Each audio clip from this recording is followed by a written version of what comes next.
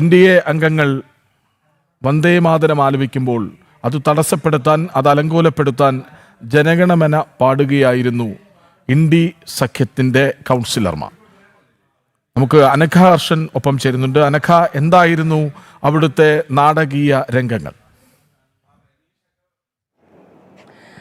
നോക്കൂ കൃഷ്ണരാജ്, സ്വാതന്ത്ര്യദിന ആഘോഷത്തിൻ്റെ ഭാഗമായി കോഴിക്കോട് കോർപ്പറേഷനിലാണ് ഇപ്പോൾ നാടകീയമായ രംഗങ്ങൾക്ക് സാക്ഷ്യം വഹിച്ചിരിക്കുന്നത്. അതായത് കോഴിക്കോട് കോർപ്പറേഷനിലെ BJP കൗൺസിലറുടെ നേതൃത്വത്തിൽ അവർ നേരത്തെ തന്നെ മേയർക്കും ഡെപ്യൂട്ടി മേയർക്കും ഇത് പറഞ്ഞിരുന്നു. അതായത് തങ്ങൾ ഈ പതാക ഉയർത്തുന്ന സമയത്ത് വന്ദേ മാതരം മുഴുവനായും ഇവിടെ നിന്ന് ആലപിക്കുമെന്ന് ഡെപ്യൂട്ടി മേയർക്കും നേരത്തെ തന്നെ നിർദ്ദേശം പറയുകയും ചെയ്തിട്ടുണ്ടായിരുന്നു. പക്ഷേ അതിനുശേഷം ഈ പതാക ഉയർത്തി തൊട്ടടുത്തതിന് ശേഷം ഈ കോഴിക്കോട് കോർപ്പറേഷൻ മേയർ ഈ സ്വാതന്ത്ര്യദിന സന്ദേശം നൽകി. അതിനുശേഷം പിന്നീട് ഇവർ, അതായത് BJP കൗൺസിലർമാരുടെ നേതൃത്വത്തിൽ വന്ദേ മാതരം ആലപിക്കാൻ തുടങ്ങി. 2 വരികൾ ഇതേ തുടർന്ന് ആലപിക്കുകയും ചെയ്തിട്ടുണ്ടായിരുന്നു.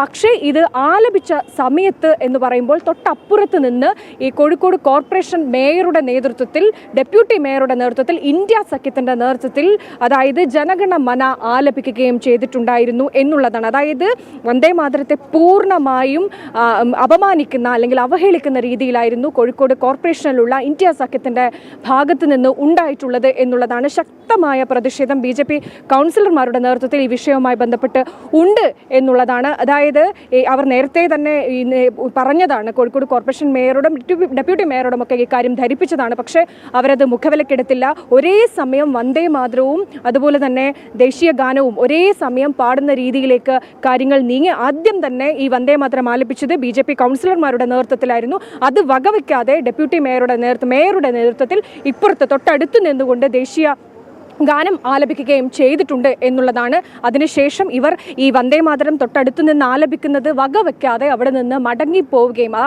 ദേശീയ ഗീതത്തെ അല്ലെങ്കിൽ അവഹേളിക്കുന്ന രീതിയിൽ ഇവിടെ നിന്ന് മടങ്ങിപ്പോവുകയും ചെയ്തിട്ടുണ്ട് എന്നുള്ളതാണ് കൃഷ്ണരാജ്. ഏതായാലും സർക്കാർ സംവിധാനം വന്ദേമാതരത്തെ മാറ്റി നിർത്താനുള്ള ശ്രമം തുടരുകയാണല്ലോ.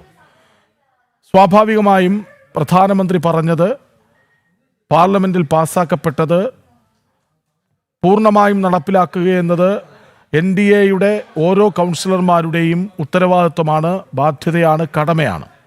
അവരത് നിറവേറ്റുന്നു. എന്താണ് NDA കൗൺസിലർമാർ പറഞ്ഞത്?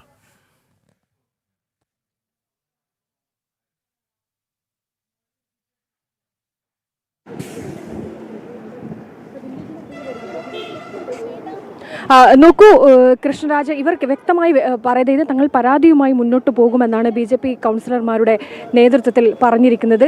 അതായത് ഇപ്പോൾ നവ്യ ഹരിദാസ് നമ്മോടൊപ്പം ചേരുന്നുണ്ട്. അതായത് നാടകീയ രംഗങ്ങൾക്കാണ് കോഴിക്കോട് കോർപ്പറേഷൻ സാക്ഷ്യം വഹിച്ചത്. എന്താണ് ആ സംഭവം? നാടകീയ രംഗങ്ങൾ എന്ന് പറഞ്ഞാൽ പോരാ, ദേശീയ ഗീതത്തെയും ദേശീയ ഗാനത്തെയും ഒരുപോലെ അപമാനിച്ചുകൊണ്ടാണ് കോഴിക്കോട് കോർപ്പറേഷനിലെ മേയറും ഡെപ്യൂട്ടി മേയറും ഇപ്പം പോയിക്കൊണ്ടിരിക്കുന്നത്. ഇവിടെ ദേശീയ ഗീതം ആലപിച്ചുകൊണ്ടിരിക്കും, വന്ദേ മാതരം ഞങ്ങൾ ആലപിച്ചുകൊണ്ടിരിക്കുമ്പോൾ തിരിഞ്ഞു നടക്കുകയാണ് മേയറും ഡെപ്യൂട്ടി മേയറും.